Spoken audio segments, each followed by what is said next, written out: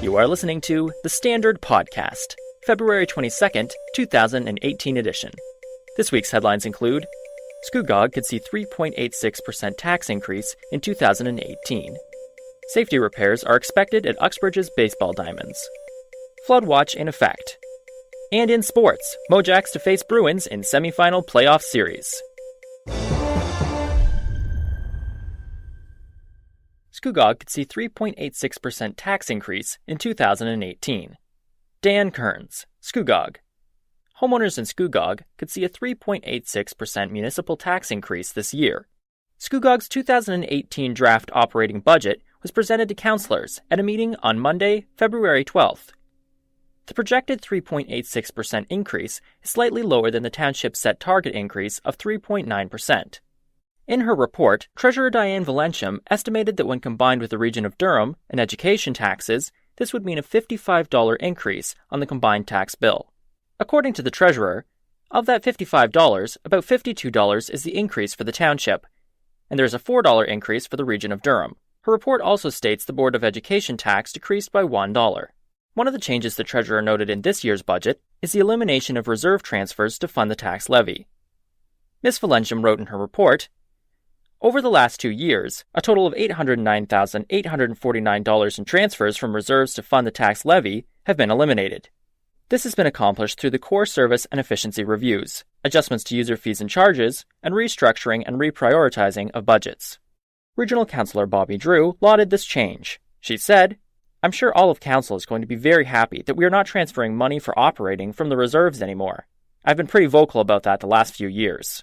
She also thanked the Treasurer for not only meeting Council's target increase, but surpassing it with a slightly lower increase.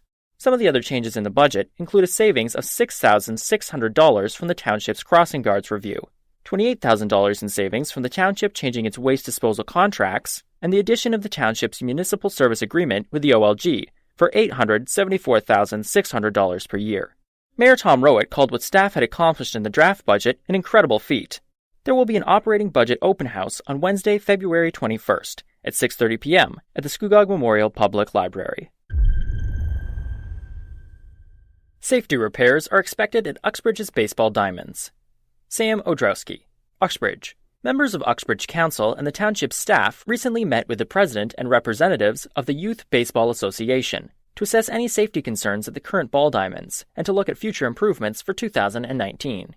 There has been a sizable increase in Uxbridge's youth baseball enrollment over the past 2 seasons, according to Bob Ferguson, manager of recreation facilities and parks. He said, "Uxbridge youth baseball's primary concerns are trying to get some of the diamonds switched over for hardball.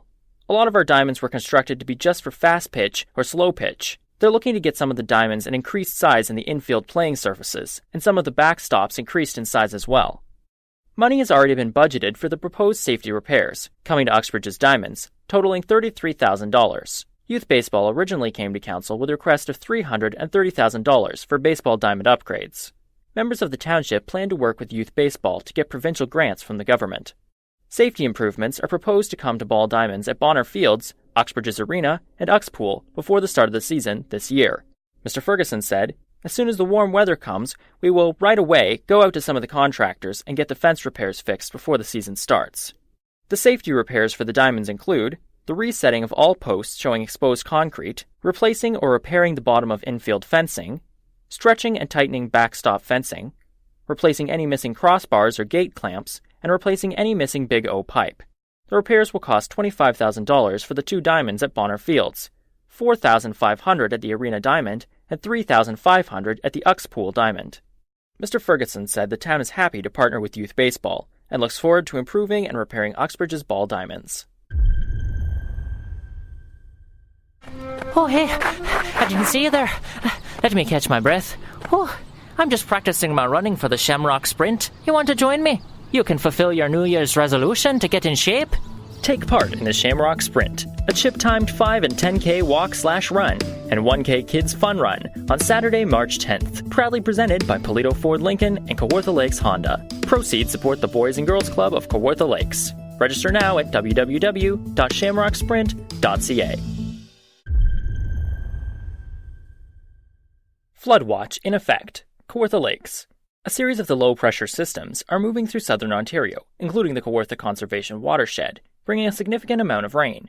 Precipitation amounts from 20 millimeters to 37 millimeters were reported by monitoring locations throughout the watershed this morning. An additional 20 to 30 millimeters of rain is predicted before the rain moves out to the region this Wednesday afternoon. Environment Canada has issued a rainfall warning for the area that encompasses Kawartha Conservation Watershed. Heavy precipitation, combined with snowmelt and frozen ground conditions, are resulting in significant runoff. Water levels in local rivers and streams are currently rapidly increasing and are expected to exceed their bankfull conditions in multiple locations. Smaller streams are responding faster, while it takes longer for larger watercourses to react. Flooding in low-lying areas adjacent to streams and road ditches, is anticipated. Roads overtopping have been reported in several locations. Ponding off water on urban surfaces may occur, as storm sewer systems can become overwhelmed by high runoff or clogged with snow, ice, and debris. Rapid deterioration of the ice cover on local rivers and streams has been observed. Under these watershed conditions, all local watercourses should be considered extremely dangerous. Kawartha Conservation is warning all residents to stay away from all water bodies, as well as water structures such as bridges, culverts, and dams.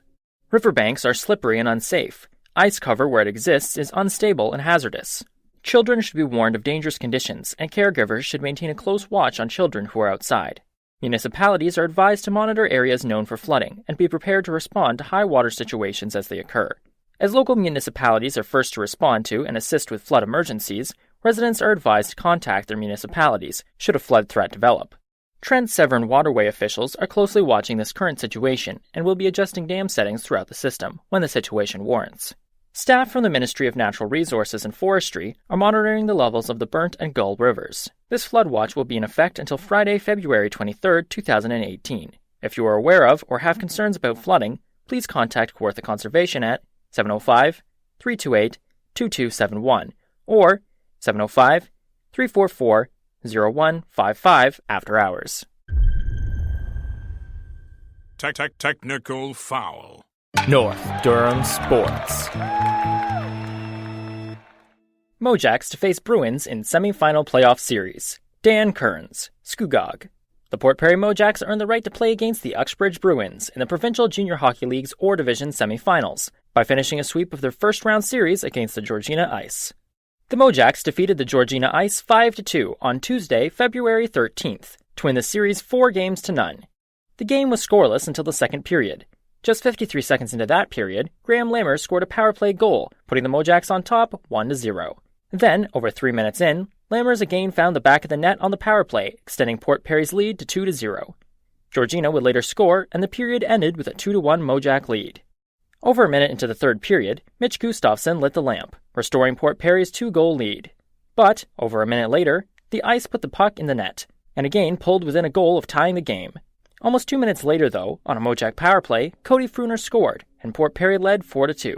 Ian Elkins later added a goal, and the MoJacks finished the game with a 5-2 victory, finishing their best-of-7 series against Georgina. The MoJacks will open the semi-final series against Uxbridge on home ice at Scugog Arena on Wednesday, February 21st. Puck drop for that game is 7:25 p.m. Game 2 will take place at Uxbridge Arena on Friday, February 23rd at 7:45 p.m. Game 3 of the series will be held on Sunday, February 25th at 2:25 p.m. at Scugog Arena. The series will then shift back to Uxbridge Arena for Game 4 on Tuesday, February 27th. Puck drop for that game is 8:15 p.m. Game 5, if necessary, will be held at Scugog Arena on Wednesday, February 28th at 7:25 p.m. Game 6, if necessary, will be played on Friday, March 2nd at Uxbridge Arena. Also, if necessary, Game 7 is scheduled for Sunday, March 4th at Scugog Arena. For more local news, visit www.thestandardnewspaper.ca. The Standard Podcast was produced by Greenstream Studio. Visit www.greenstreamstudio.ca for all your multimedia production needs.